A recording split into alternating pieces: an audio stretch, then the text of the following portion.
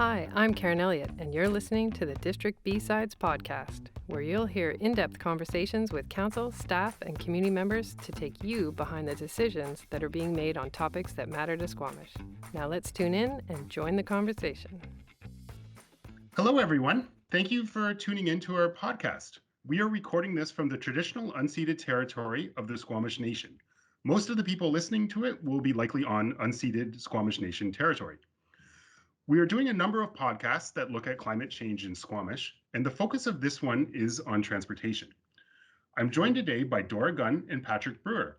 So we'll start by introducing ourselves and how our role interacts with this topic. I'll go first. So my name's Ian Picketts. I'm the manager of climate change and sustainability at the District of Squamish, and most of my job relates to implementing our community climate action plan. So in 2019, the district declared a climate emergency, and in 2020, we released our community climate action plan. The plan consists of 6 big moves, and 2 of them are focused directly on transportation. One is shift beyond the car, or to get more people walking, biking, and taking transit, and the other is to decarbonize transportation, which largely looks at the electrification of vehicles. So both of these 2 large portfolios of action have brought me into close contact with our 2 guests. So maybe I'll pass it over to you, Dora, and then Patrick. Great, thanks, Ian. I'm Dora Gunn, and I'm a transportation planner with the District of Squamish. My primary focus is active transportation, so walking, biking, and rolling, and transit. But I also work on traffic calming and sometimes parking issues when they affect active transportation and transit. I have a fairly diverse background. I've always been interested in sustainability. I studied ecology, and then I did a master's in planning. And then most recently, I completed the Simon Fraser Next Generation Transportation Planning Certificate. I've worked for a range of organizations, including First Nations, other municipalities, and the province of BC. And I've been with the District of Squamish for about 7 years now. And I'll pass it on to Patrick. Hey there, folks. Patrick Brewer here. I am the CleanBC Go Electric Fleets Program's Zero Emission Vehicle Advisor. Pretty long title, but I can explain exactly what that is. Pretty much my role is to support the adoption of zero emission vehicles, or ZEVs, in BC. And I primarily do that through outreach, education, and then, of course, we administer some provincial rebates to make things happen. At the end of the day, pretty much I see my role as a bit of a matchmaker, connecting, applicants, i.e. customers, with, capable vendors in the market that have solutions. And because the province wants to see these types of transactions happen, create green jobs, lower greenhouse gas emissions, all that good stuff, they throw in some money in there to see that happen and lubricate the whole transaction. So that is my role. I do that for an organization called PlugBC. Essentially, PlugBC is the sustainable transportation arm of the Fraser Basin Council, which is a charitable not-for-profit that does various things in the space of sustainability and facilitation thereof. So before joining PlugBC, actually, I was a fleet manager in the UK for the London Ambulance Service. And that's really where I got my start on the sustainability and electrification side of vehicles. While I was working there, the mayor of London came in with the ultra low emission zone that really changed the business case for electric vehicles. And being part of the ambulance service, I got to work on electrification of both the facilities and the vehicles, which was super cool. Wow, that's really interesting. I didn't know you worked in London. So did they actually make the ambulances electrified, or did they have to live up to the low emission standards as well? Yeah, so in Europe, they got this thing, like they classify diesel vehicles in like Euro 4 and Euro 5 and Euro 6. And pretty much the ultra low emission zone came in, and like all of our vehicles, so, we had a fleet of like 1,000 vehicles. Half of them would be, sprinter sized ambulances, all diesel, typically older. The fleet part of the ambulance service didn't ever get much love. If there was always budget available for the coolest and latest medical devices, but the fleet side, we had some pretty old vehicles, polluting old vehicles.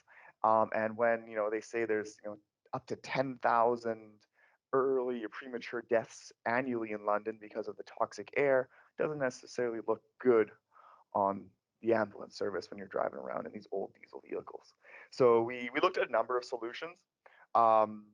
We at the end when I left in, what was that, 2019, we had electrified not the ambulances themselves, but the pool cars. So the ones like officers would use, like let's say we got to take people to court or just transport paramedics to a different part of town. All those kinds of, non-emergency roles we were electrifying at that point in time. We also were looking at getting in some electric hybrid, plug-in hybrid ambulances, but that it was maybe still too early back then. Wow, that's super interesting. And really, really interesting to know that even ambulances were not. Yeah, so ambulances weren't exempt from the exempt. from the U.S. From the ultra low emission zone. But at the that just took some negotiating essentially. Initially they weren't, but then after some negotiating, there was a memorandum of understanding, an MOU, to say that we won't actually pay the fine, but all the money that would be spent on paying the fine is going to be put in a special bucket to lower the emissions of the fleet. So, okay, kind of like a swear jar, I guess. Exactly, it's kind of like a swear jar, exactly. So Dora, I'm going to hand it back over to you. And a large part of your portfolio is transit in Squamish. And could you please tell us a little bit more about the different activities you are working on to continually improve transit in Squamish?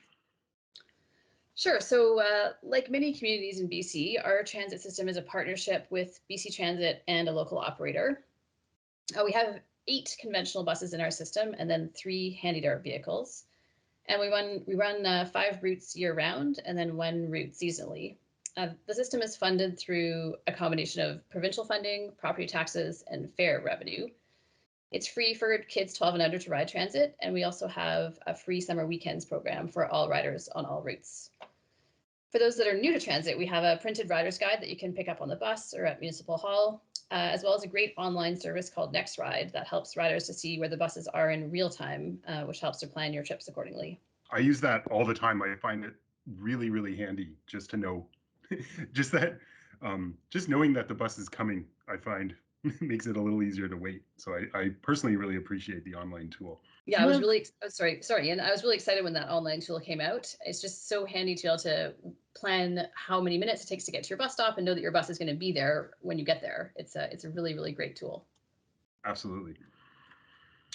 So what are the district's plans, or do we have any plans, or do we even have the jurisdiction to improve regional transit? Right. So regional transit is a huge priority in this area for residents of Squamish, as well as residents up and down the Sea to Sky corridor.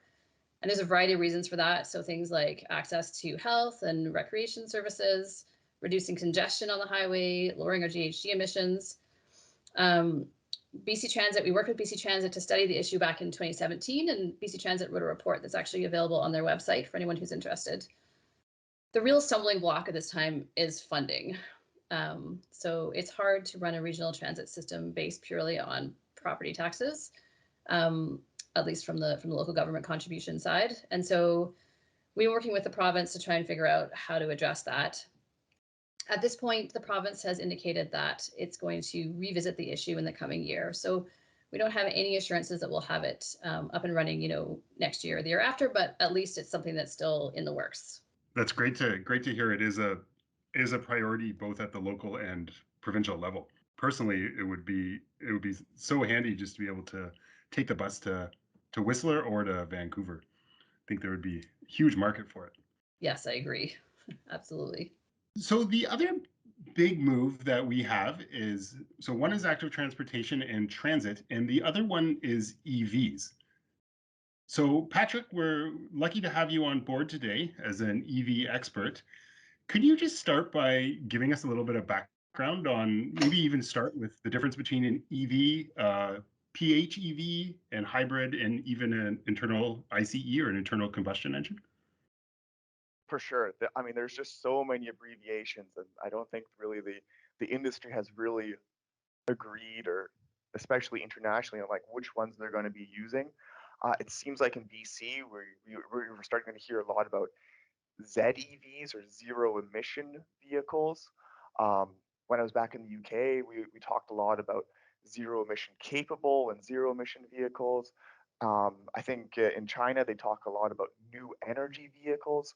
But let's at the end of the day, the brass tacks of it is there's two kinds of drivetrains out there: mechanical, that will use a heat engine, powered by coal, or um, probably more recently is going to be petrol, or gasoline, or diesel. So that's a heat engine, and that uses a mechanical drivetrain. And then you have an electric drivetrain that will use a battery and won't use an engine, but rather would use a motor, an electric motor. So those are the kind of the two core differences in the two different types of drivetrains. So then you have something like people like to call a pure EV, or often a EV or BEV for battery electric vehicle. And essentially that will just have only that one drivetrain. It will have a battery, it will have a motor, and it will have something to charge that battery with. And that's pretty much what that drivetrain is composed of. Then you have a plug-in hybrid, and that's kind of like a parallel approach. So you can still plug in to the grid, you can charge that battery, you can drive the vehicle with an electric motor, but then in addition to that, you also have essentially a range extender that's going to be powered. So that's going to be an internal combustion engine, that range extender, with a petrol tank, with a gas tank. And that will give you a little bit of extra range. So you'd have essentially both options in there. And the hybrid and the internal combustion engine vehicle are essentially our conventional cars that we're used to. The hybrid will generally also include a small battery and a motor in there that it can get some of its energy back from regenerative braking, and stuff like that. Sometimes they're a little bit more fuel efficient. And then, of course, the ICE, or the internal combustion engine, is just your run-of-the-day standard car that we see on the road that uses either diesel or gasoline to power it. Great, thanks for that. One of the stats that I read that just blew me away, and maybe you can clarify it for me, is the number of moving parts in a EV versus an internal combustion engine, or ICE. Something in the order of 20 versus 2,000. Is that correct? Yeah. So if we look at like an engine, an internal combustion engine, they're incredibly complex pieces of kit. I mean, you have so many parts to manufacture those. You have all the valves and pistons and shafts, and then from there you go to the transmission. So you have all those different gears, and again, it's mechanical. A lot of moving parts that have a lot of wear and tear. Versus electric vehicles, with the electric drivetrain, the electric motor, the very, very basic ones they only have three parts: a stator, a rotor, and a magnet. Naturally, as you said, electric cars do have more than three parts, but that like the super, super basic engines or motors are really only three parts. And then they eliminate the need for a transmission or gearbox or anything like that.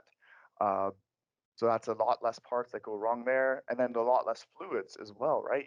You don't need oil. You don't need to lubricate anything. You don't need transmission fluid.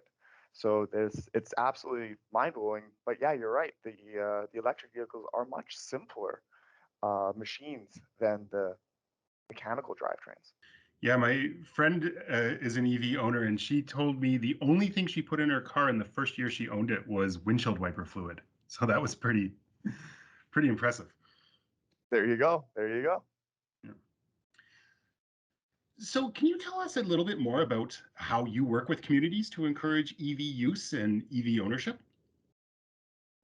Absolutely, yeah. So we we do a lot of outreach and education with, with with amongst all of our programs, and they all kind of have a different target market for um, essentially like consumers, the general public. We have the e-motive program, and essentially what it, at the end of the day, what it realizes is that when you purchase a vehicle, it's not always a um, rational decision. If we were all very kind of rational, only looking at total cost of ownership, like perhaps maybe like a freight business would, we'd probably all be driving Honda Civics from the 90s or something like that for the longest time.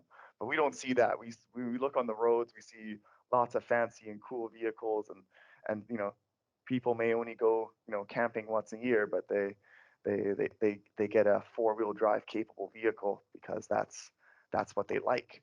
So what we really find is that your personal car choice, it's an emotional decision more than anything else. It says something about you and your hobbies and what you like to do. So that's kind of the level that the emotive program is trying to connect with people and encourage them to go to EV ownership. And they did, at least before COVID, they did a lot of test drives, and that was a really good experience to get people that maybe have they've probably heard of an EV, but they've never seen one, and they've certainly never driven one, to get them behind the wheel and for them to to realize that, hey, you actually do have some pretty good range, and statistically speaking, something like 90% of my trips are going to be totally within um, the charging capacity of the battery within like a couple hours. So there's really no reason for range anxiety or any of these things. And that's really what we tried to do with the emotive program, is to get out there, meet people where they're at, have them come out, have them experience the vehicles, and learn more about them, and just become more familiar and comfortable with them. I never made that connection to your actual name, emotive. That's really interesting. One thing that I found, we recently purchased an EV, and I was just blown away that we actually don't even need a level 2 charger. It's been about 6 months, and we've never needed anything beyond a level 1 charger, or essentially just a basic plug.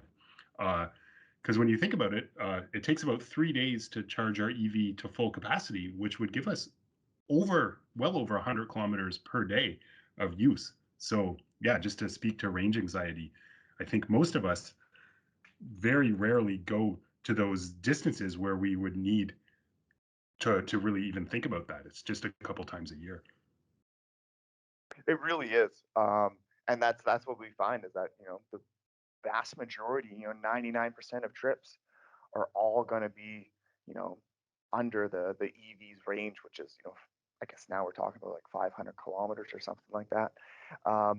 And most of your trips, vast majority of them, are going to be totally doable without an EV. And then the whole experience of just being able to charge at home is one of the main advantages of an EV.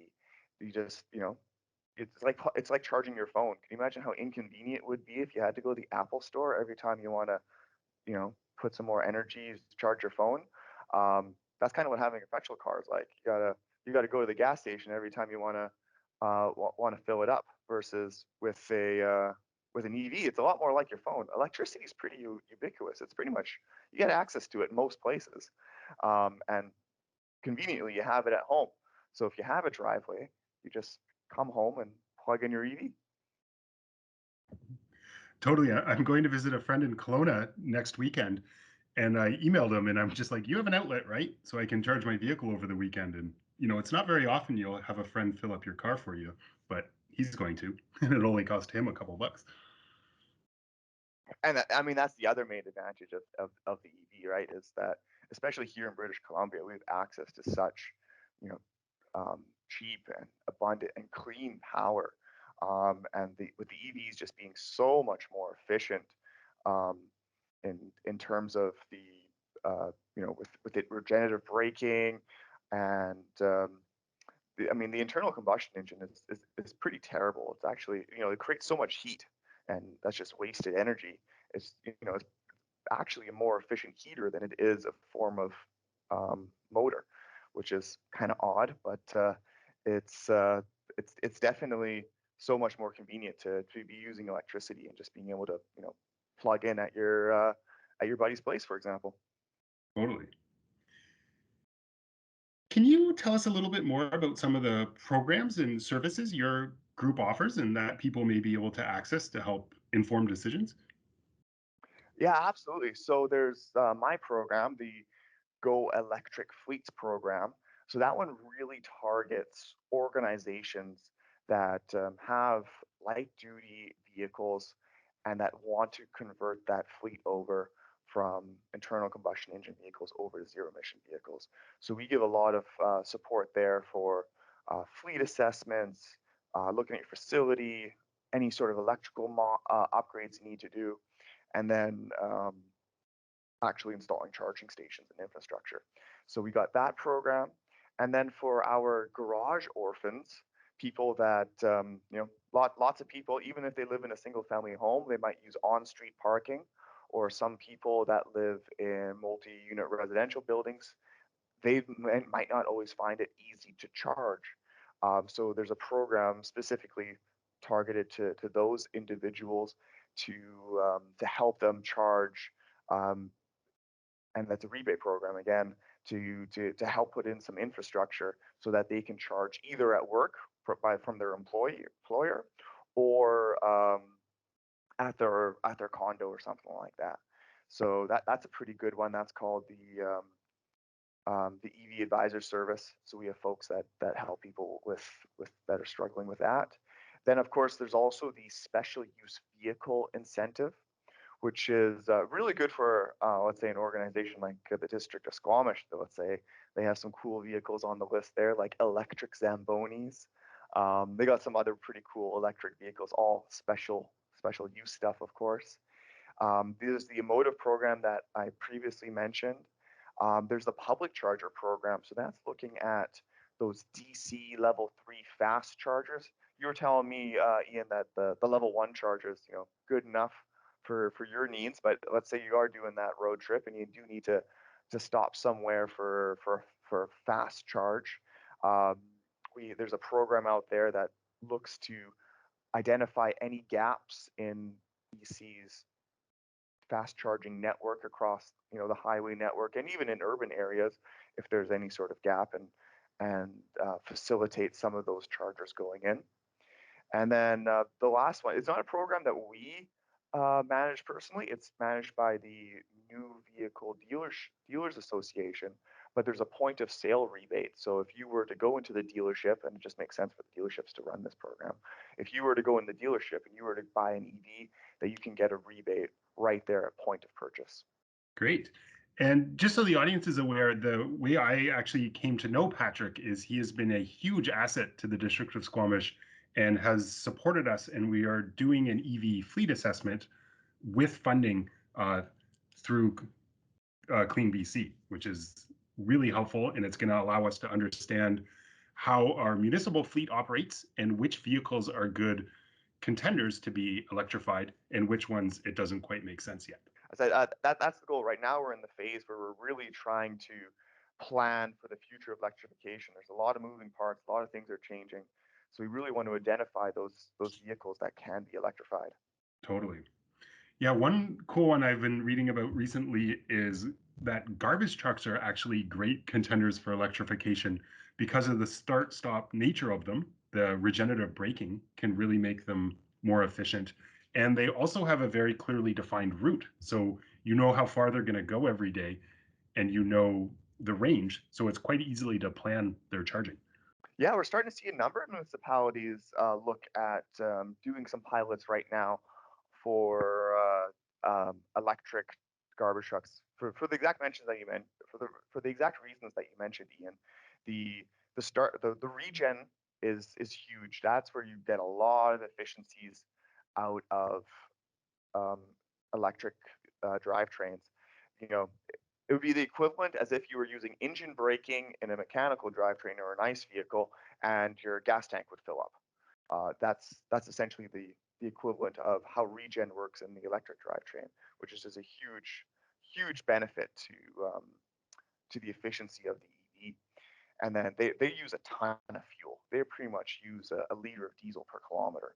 It's pretty crazy. So if you can alternate to a cheaper fuel source such as electricity, that's a win-win right there. That's a really cool way to think about regenerative braking, is your gas tank filling up. I never thought about that.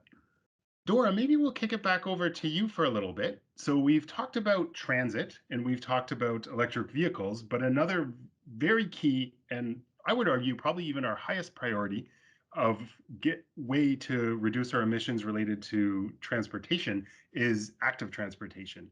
Can you tell us a little bit more about what the district is working on towards improving our active transportation network and getting more people to shift beyond the car? Sure, Ian. So back in 2016, we developed an active transportation plan, and this lays out the future networks for walking and cycling in Squamish, as well as it has a few other recommendations related to policy and education. There's actually enough recommendations in there to keep us busy for probably the next 50 years, but I'm sort of somewhat joking, but there are a lot in there. But we're working our way through the higher priority items, and we've made some really great progress. I'm sure folks who live or are familiar with Squamish can see that around town. Interestingly, when the report was written, we found that about 90% of our roads in Squamish didn't have sidewalks. So that just provides some context for folks to understand how large of a challenge we have in Squamish when we're improving active transportation. Another thing that we've done is we've completed school travel plans for 8 of our elementary schools, and that's just to make sure that we're prioritizing the safety of our safe routes to school. So we combine the priorities from our Safe Routes to School program with our active transportation plan when we develop our capital projects plans every year. So yeah, I understand that, a lot of what we're doing is working with the kind of the footprint that we have and the infrastructure that we have. But what can we do with a new development to try to get things right in the first place? Sure, yeah. So while new developments can present challenges in some ways, they also present really amazing opportunities for us. So for example, many developments are required to do frontage improvements. So that's the area directly in front on the street side of their development. So that can mean new sidewalks or bike facilities in front of a new development. And then larger developments also sometimes need to provide community amenity contributions. And these can sometimes support active transportation improvements that's outside the immediate area of the development. So for example, the Redbridge development is going to be contributing to improving the trail system down from Valley Cliff. When new developments are proposed, the engineering and planning departments, we work carefully together to review the proposed designs and make sure they fit with our transportation and transit networks. And does the developer foot the bill for those improvements, or is that the taxpayer? So the developer is paying for anything related to their development. So if it's the frontage, so that's in front of their development, kind of as part of our road, then they're paying for that, absolutely. That's why folks will often see beautiful new sidewalks in front of new developments. It's because the developer is paying for that as part of their project. Okay, so I imagine a large part of your job is being strategic and thinking about where redevelopment and development is going to happen and orienting district activities away from that to complement it. Is that true? Absolutely. So when we get new development proposals coming in, we look at those and make sure that what they're proposing is lining up with our plans, our future vision for the community. So that happens at a variety of stages throughout the development process, starting with a pre-application meeting. So when they first come in with kind of an idea for a development, they'll learn from us about, maybe there's a bus stop in front of their site, or that they might need to think about. Maybe they are going to need to provide a shelter, or maybe they need to link up a cycling path. They're going to have a cycling path in front of their development. And then as they progress to their development, they provide drawings, which we review and provide feedback. And we make sure that they align with the zoning and subdivision and development control bylaws, which also have some requirements in them related to active transportation and transit. Okay, we're going to switch gears a little bit. Patrick, not sure if EVs actually have gears or not, but I'm still going to use the term. And I'm going to ask you both some pretty quick questions about your respective fields. Please feel free to take as little or as much time as you like to answer these. Dora, we'll start with you. What are some long-term plans for our transit network expansion? Yeah, so right now we're actually looking at that through our Transit Future Action Plan, which we're developing along with BC Transit. And I can't tell you exactly what's going to be in that plan because it's not finished yet, but I'll tell you some of the ideas that have been coming through the plan so far. So we're looking to improve frequency, especially on our core network, or which will soon be renamed to our frequent transit network. And that's primarily between downtown and Garibaldi Village, although there may be other branches of it as well. We'll be looking to slightly restructure the whole routing system, which could involve a future exchange at Garibaldi Village. Currently, the only exchange we have is in the downtown area. So this could allow for a bit more flexibility in our routing and potentially allow people a bit more of an easy time getting from some areas of town, which currently are quite hard to get to other areas of town. So for example, getting from Valleycliff to Brackendale is not the easiest. We're hoping with some of this restructuring that will become easier. Great. Patrick, how much money can people currently get back in rebates when they purchase an EV? So I've done this math once because I wanted to maximize the rebates. So essentially, if you were to read all the fine print and do everything properly, you could get $3,000 from the provincial CleanBC point of sale rebate. You could get $5,000 from the federal government, and then if you're super savvy, if you can also get $3,000 to $6,000 from a program called Scrap It. So most people are getting $8,000 in rebates, but you could essentially, if you pair that up with the Scrap It program, you could get even more. So when we bought an EV, I was able to get $6,000 for our 1999 Honda Civic, which cost me $1,200 to buy. And then we were able to drive it for 4 years and then get a $6,000 rebate. So that was awfully good value. I really appreciated that one. Oh, so you're one of the savvy ones. Yeah, and to be honest, it really wasn't difficult. They really made it easy to do. It was just an online form, and I had to take the vehicle in. The one hiccup is that I didn't know how I had to get rid of one vehicle and then purchase the other one. And I was later than I expected, and I got the vehicle in Vancouver. So I dropped the Civic off, and I had to bike to the dealership to pick up the REV, and it took way longer than I expected. So I was really worried that the dealership was going to be closed and I would be left without either vehicle. So it was just kind of a funny active transportation story. So I don't recommend biking between the wrecker and the dealership, but lessons learned. Oh, that's a good lesson learned to share. Yeah, I think most people don't need to be told that lesson. So I'll pass it back over to you, Dora. What is your favorite, I'll say, urban place in Squamish to bike, and why? Yeah, so I think the easy answer probably would be the Corridor Trail, just because it's a great long north-south trail. It's paved, and it's going to have more lighting really shortly too. We're working on 2 separate lighting projects right now, which will be completed either later in the fall or early in the new year, which will mean that the vast majority of the Corridor Trail will be lit, so we can bike it easily during the winter. So that would be the easy answer, but actually it's not the true answer for me right now. My current favorite is actually Pemberton Avenue. And we just recently installed bike lanes on Pemberton Avenue. And the difference between not having the bike lanes there and having the bike lanes there is just so huge that I think that's my new favorite spot to ride. Just every time I ride down there, I'm just super duper excited. I totally agree. I felt like it used to be like playing Frogger, and now it just feels, it's still a little slow because there's so much going on, but I totally agree. It's very clear and it feels very safe. Yeah, it almost seems impossible that it ever wasn't there before. Totally. I don't know how, because, and with all those people pulling in and out, it used to feel quite fraught for sure. Yeah. Patrick, I've heard a lot of people express concern about an EV in winter driving. Are there any myths that you'd like to take the opportunity to address?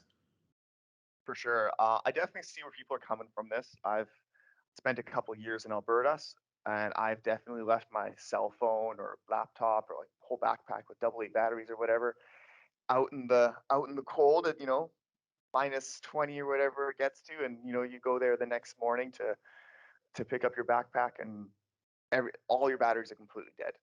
You think to yourself, okay, I've had this experience.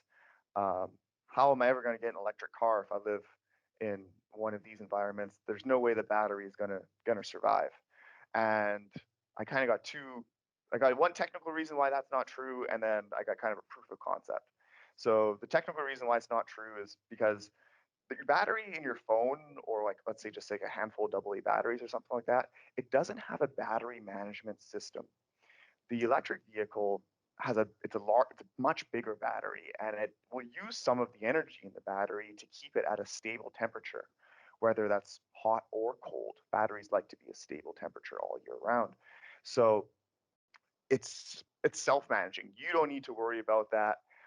And the proof is in the pudding. We look at the two countries that have the highest EV adoption rates, and we're looking at Norway, gets pretty cold there, folks, and Iceland also gets pretty cold there. Why are they so high on the adoption curve? Really, two reasons. It's not because it's cold there, even though despite it's cold there and they have real winter driving conditions, they have a really cheap source of power, and they also have a lot of government support in the terms of rebates and incentives. So you don't really need to worry too much about driving your EV in the winter. It will work. Great. Dora, can you tell us what is happening with Mamquam Road west of Highway 99? For sure. So that's one that probably everybody in Squamish has been noticing. You can't turn there when you're on the highway these days. And that is actually 3 separate capital projects that are being worked on. There's a sewer project, an active transportation project, and a paving project. And we decided to put them all together as they are somewhat interlinked. Like you dig up the ground once is the idea, and then you can put it all back together with all the new pieces. But there is some timing considerations. So for example, the sewer has to go in first, active transportation second, and then at the end you do the paving. The sewer project is taking a little bit more time than we had hoped, and so that's going to push back the other projects a little bit. But at the end of the day, we're going to have a fantastic facility. We're going to have a protected bike lane on the north side and an on-street bike lane on the south side, which is a huge improvement from what we have previously. We'll also have a sidewalk for most of the distance on the north and the south sides, and an improved bus stop as well on the north side. So lots of great things coming. It's just taking a little bit of time. Thanks. Patrick, can you tell the audience the best place to find comparable information about EVs, those thinking about a purchase? The place I would typically tell people to start if they want to compare different EVs is the Emotive website. There's a super handy PDF you can download there. The team does a really good job of keeping it current. Has all the range stats, has all the the MSRPs on there. It actually has a picture of the vehicle, so you can see what it looks like and kind of gauge the size and compare what suits your lifestyle. So definitely go to the Emotive website. Dora, can you tell us more about the South Parks route in the transit network? You bet, Ian. So the South Parks route is the Route 5. It's our seasonal route. So currently it only runs from sometime in June to the Labor Day weekend, although we are hoping to extend that timing. And it does the downtown loop. Then it goes to the Adventure Center, Darrell Bay, the Sea to Sky Gondola, Chief, and Valley Drive. And the idea is to really link in that important recreation area in the south part of Squamish with the rest of the Squamish transit network. So it's helpful for folks that are recreating as well as folks that might be working down in that area. It's actually been really successful, and as I said, we're hoping to expand the number of months that it runs. Thank you. Patrick, can you tell the audience where to find out more about the charging network in Squamish and see what's available? Yeah, so the best resource for not only Squamish, let's say you're on a road trip or anywhere, is PlugShare. And it's a really handy tool because it's maintained essentially by the EV community. And as you can imagine, there's a pretty good community around EVs, and they'll let you know if something is odd about the station or if it's been down. There's like a review and a comment section there.